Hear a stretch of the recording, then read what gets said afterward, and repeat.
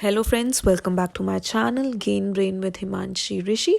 And आज की इस वीडियो में हम डिस्कस करेंगे केवीएस पेडागोजी के टॉप 20 क्वेश्चंस जो कि एग्ज़ाम पॉइंट ऑफ व्यू से बहुत ही ज़्यादा इम्पॉर्टेंट रहने वाले हैं। बेसिकली ये सारे क्वेश्चंस मिक्स्ड होंगे, सारे ही क्वेश्चन डिफरेंट यूनिट से लिए गए हैं केवीएस पेडागोजी की। सो ये क्वेश्चंस बहुत इम्पॉर्टेंट रहने वाले हैं एग्ज़ाम के लिए।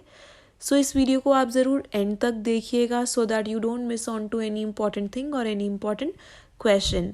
And before moving on let me just remind you, अगर आप मेरे चैनल पे न्यू हैं या फिर अभी तक आपने मेरे चैनल को सब्सक्राइब नहीं किया है, so please do subscribe it and yes don't forget to hit the like button.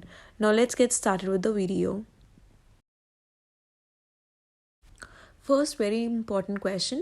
An increase in the size of body parts or of the organism as a whole is called.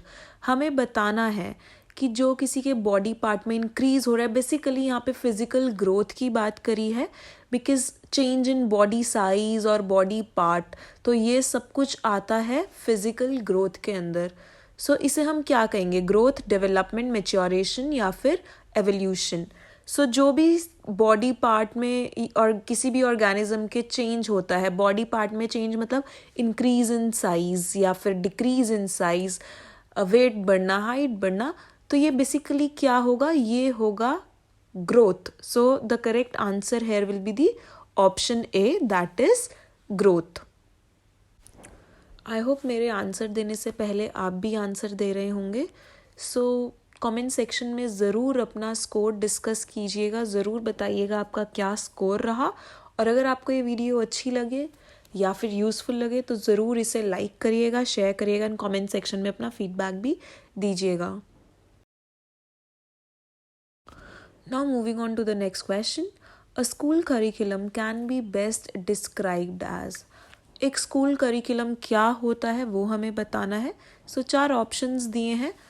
A option the whole syllabus, जो भी सारा syllabus होता है जो पूरे साल बच्चे को पढ़ना होता है, क्या वो करिकुलम है।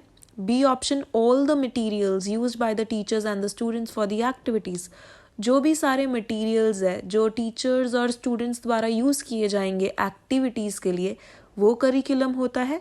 या फिर C option a complete set of organised experiences in the school, जो भी बच्चे के सारे एक्सपीरियंसेस होते हैं, उस एक्सपीरियंसेस में हमारा सिलेबस भी आ जाता है, सारी एक्टिविटीज़ भी आ जाती है, सब कुछ आ जाता है, क्या ये करिकुलम होता है। या फिर sum total of knowledge given to the learners, या फिर जो भी हम लर्नर्स को नॉलेज प्रोवाइड करते हैं वो करिकुलम है। सो मोस्ट अप्रोप्रिएट हमें आंसर देना है इस क्वेश्चन का।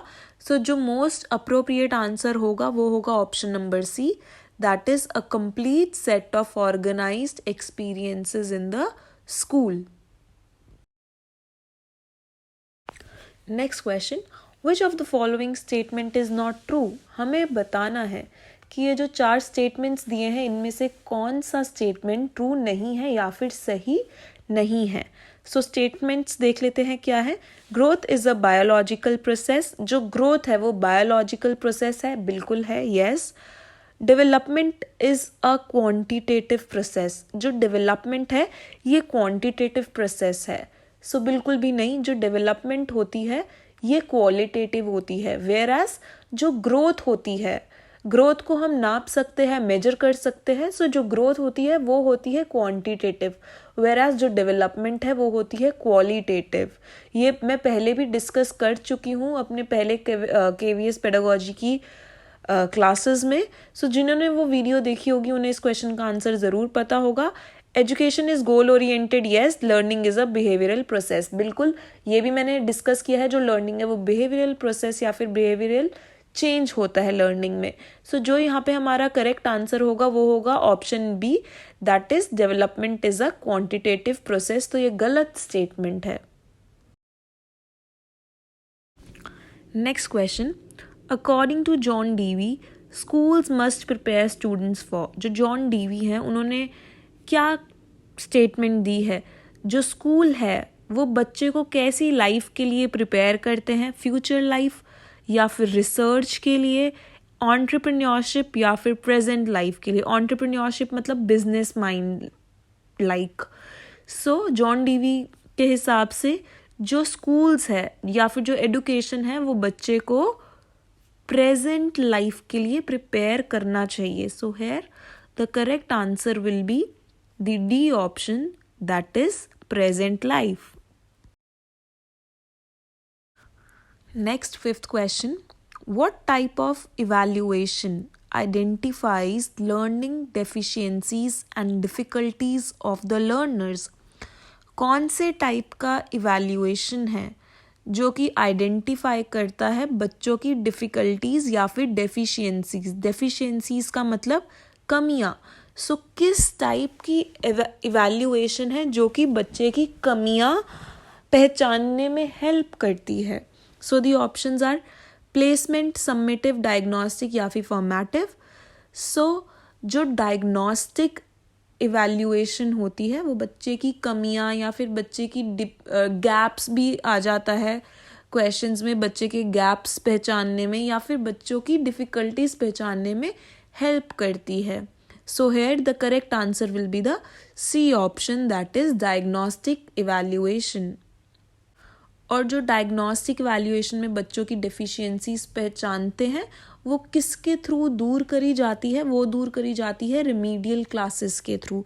सो ये भी इम्पॉर्टेंट है, रिमीडियल क्लासेस के थ्रू इन गैप्स को, इन डिफ़िकल्टीज को ओवरकम किया जाता है। Next question, which of the following statement is not true? I guess this question is repeated, so इसका हम already question का आंसर डिस्कस कर चुके हैं। Development is a quantitative process, ये गलत है। So let's move on to the next question. How many sections does the RTE 2009 act have? जो राइट टू एजुकेशन एक्ट है 2009, ये इसमें कितने टोटल सेक्शंस है वो हमें बताने हैं। So here the correct answer will be the C option, that is 38. Next, eighth question. The RTE Act has been extended to the whole of India except dash state. जो RTE 2009 Act है ये हर एक state में लागू किया गया है India की, सिवाय एक स्टेट के। तो हमें उस स्टेट का नाम बताना है, कौन सी ऐसी स्टेट है इंडिया की जहाँ पे RTE एक्ट नहीं लागू किया था 2009। So the options are Tamil Nadu, Arunachal Pradesh, Jammu and Kashmir या फिर none of the above. So here the correct answer will be the C option, that is Jammu and Kashmir. So Jammu and Kashmir में RTE एक्ट नहीं लागू किया था। Next question, what is the age of the children under the RTE act who are provided free and compulsory education? हमें बताना है जो RTE act के तहत कितने से कितने वर्ष तक के बच्चों को फ्री एंड कंपल्सरी एजुकेशन दी जाती है। So the options are 5 to 16 years, 6 to 15 years, 6 to 14 या फिर 7 to 14 years. So here the correct answer will be the C option, that is 6 to 14 years of age. 6 से 14 साल के बच्चों को RTE एक्ट के अंदर फ्री और कंपल्सरी एजुकेशन मिलती है, बट ये बच्चे नॉर्मल बच्चे हैं। But to students who are with special needs या फिर डिसेबल्ड जो बच्चे हैं या फिर स्टूडेंट्स जो विद स्पेशल नीड्स है, तो उन्हें जो RTE एक्ट के तहत फ्री और कंपल्सरी एजुकेशन मिलती है वो है 6 to 18 ईयर्स तक के बच्चों को। सो ये दोनों ही क्वेश्चंस बहुत इंपॉर्टेंट है। नॉर्मल बच्चों के लिए 6 साल से 14 साल तक, और जो स्टूडेंट विद स्पेशल नीड्स है उनके लिए जो एज है वो है 6 to 18 ईयर्स। और ये जो 6 to 18 ईयर्स वाला क्वेश्चन है ये अभी एक जो भी TGT के एग्जाम्स हो रहे हैं हाल फिलहाल में, उनमें ये क्वेश्चन पूछा भी गया है। Next question, in which category does cerebral palsy fall? ये एक डिसेबिलिटी है, सेरेब्रल पाल्सी। तो हमें बताना है कि जो सेरेब्रल पाल्सी है वो किस टाइप की डिसेबिलिटी है। इंटेलेक्चुअल डिसेबिलिटी है, मेंटल इलनेस है, फिजिकल डिसेबिलिटी है या फिर बिहेवियरल प्रॉब्लम है। सो सेरेब्रल पाल्सी एक ऐसी डिसेबिलिटी है जहाँ पे जिस भी आदमी को ये होती है, पर्सन को ये होती है, वो मूवमेंट नहीं कर पाता है ढंग से, हैंड और लेग्स मूवमेंट उसके नहीं हो पाते हैं. सो बेसिकली जब हमारे हाथ पैर नहीं हिल पा रहे तो ये एक फिजिकल डिसेबिलिटी है. So here the correct answer will be the C option, that is physical disability. Next question. The government unveiled new National Education Policy 2020, bringing a number of reforms almost after how many years? जो new education policy है 2020 वाली, ये कितने साल के बाद आई है? Basically इस क्वेश्चन में हमसे पूछा गया है जो NEP first time national education policy आई थी और जब NEP 2020 आई है, इसमें कितने इयर्स का गैप है वो हमें बताना है. सो जो फर्स्ट नेशनल एजुकेशन पॉलिसी आई थी वो आई थी 1986 में, और जो दूसरी आई थी वो आई थी अभी हाल ही में 2020 में. सो इनमें जो अंतर है वो अंतर है 34 इयर्स का. So the answer to this question will be the option number A, that is 34 years. Next question. What is the full form of ABC as per the NEP 2020? हमें बताना है कि ABC की क्या फुल फॉर्म है according to NEP 2020. आगे options पढ़ने से पहले late me just remind you, अगर अभी तक आपने मेरे चैनल को सब्सक्राइब नहीं किया है तो प्लीज़ जल्दी से सब्सक्राइब कर दीजिए. अगर आपको ये वीडियो यूज़फुल लगती है तो please do hit the like button. Now come to the options. So हमारे ऑप्शंस है academic bank of credit, assessment based curriculum, academic bank of curriculum या फिर academics bank of credit. The correct answer is the A part, that is academic bank of credit. Next 13th question. What is Academic Bank of Credit in New Education Policy 2020? जो अभी हमने discuss किया Academic Bank of Credit, basically वो है क्या? जो national education 2020 में जिसके बारे में बात करी गई है ABC, तो हमें बताना है बेसिकली ABC या फिर एकेडमिक बैंक ऑफ क्रेडिट है क्या. So the options are teacher training programme, digital score for higher education programme या फिर credit score for school education. So लगभग सारे ही ऑप्शंस एक दूसरे से काफ़ी मिलते जुलते हैं. सो जो करेक्ट आंसर यहाँ पे रहने वाला है वो है option B, that is digital score for higher education. So जो ABC है वो एक डिजिटल स्कोर है हायर एजुकेशन के लिए. एज पर NEP 2020, what is the full form of PARAKH? So NEP 2020 में के हिसाब से परख क्या है? सो बहुत से ऑप्शंस दिए हैं यहाँ पे, 4 ऑप्शंस हैं और काफ़ी मिलते जुलते ऑप्शंस हैं. सो हम सीधा डिस्कस करेंगे करेक्ट आंसर को. सो जो परख की फुल फॉर्म है वो है performance assessment review and analysis of knowledge for holistic development. So जो हमारा करेक्ट आंसर रहने वाला है वो रहने वाला है option A.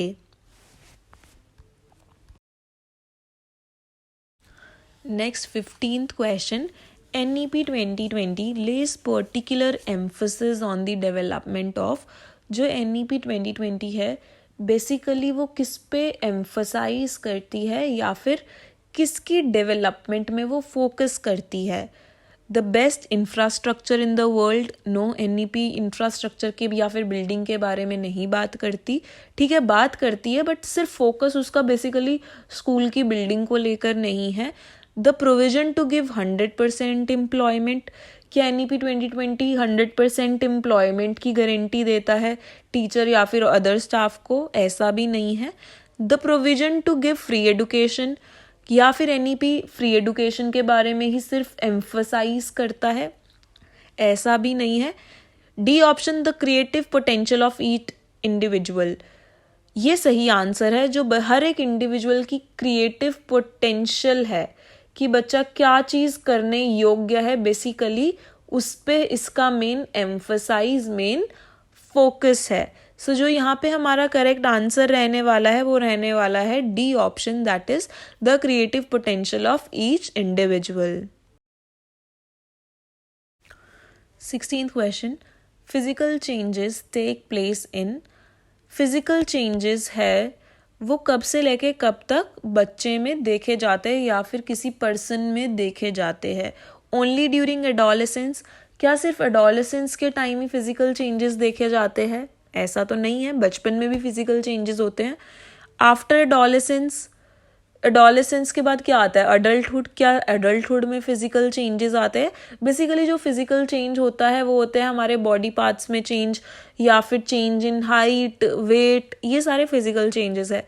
From birth to till adolescence या फिर D option life long. Life long person में फिजिकल चेंजेस होते ही रहते हैं। सो जो हमारा यहाँ पे करेक्ट आंसर रहने वाला है वो रहने वाला है option C, that is from birth till adolescence.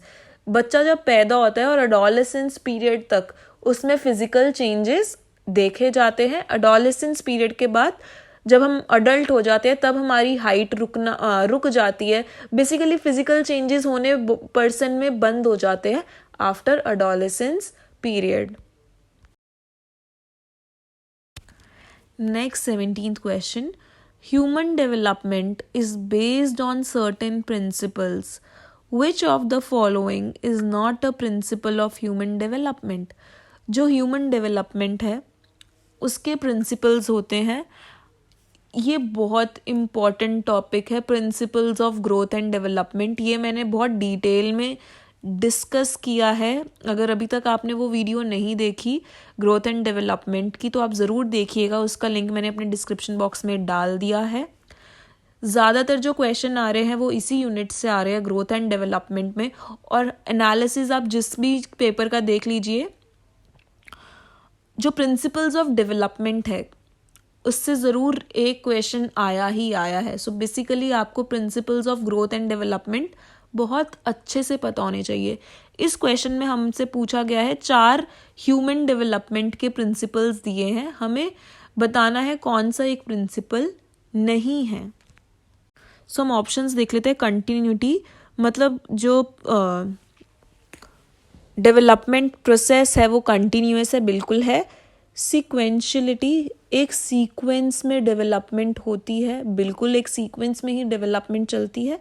General to specific, जो हमारी डेवलपमेंट होती है वो पहले जनरल से होके स्पेसिफिक पे जाती है।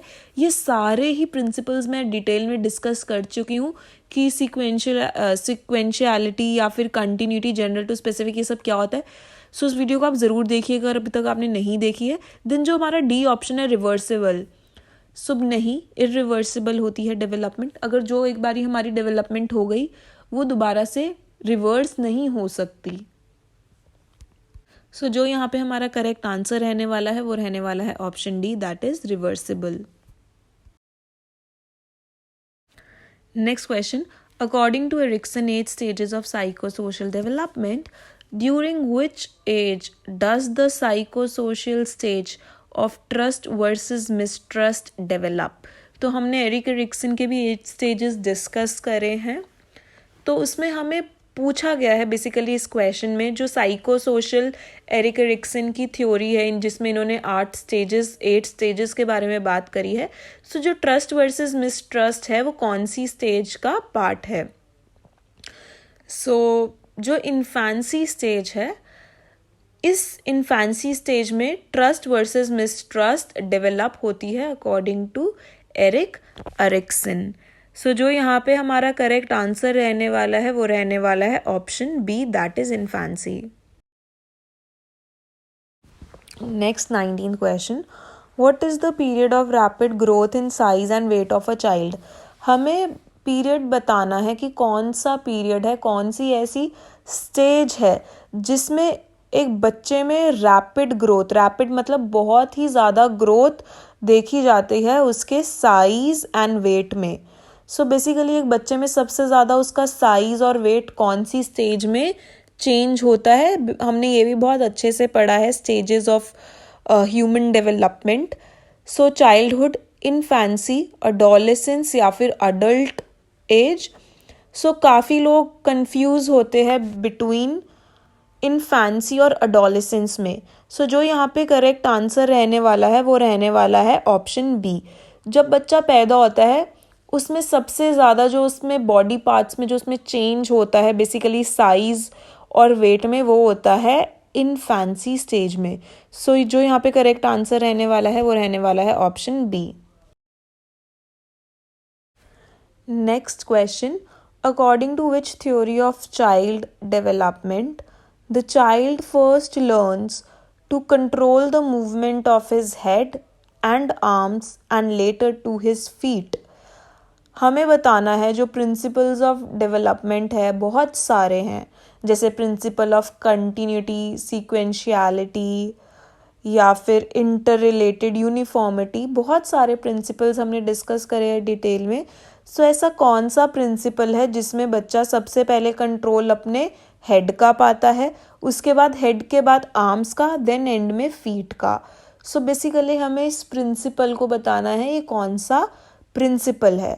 सो ये प्रिंसिपल है the principle of sequential development. एक सीक्वेंस में डेवलपमेंट होती है हर व्यक्ति में, हर व्यक्ति जो भी पर्सन है सबसे पहले बच्चा होगा वो पाएगा कंट्रोल अपने हेड पे। सबसे पहले वो अपना सिर उधर करना सीखता है, उसके बाद धीरे धीरे वो अपने आर्म्स पे कंट्रोल लाता है, चीज़ों को उठाना फेंकना सीखता है।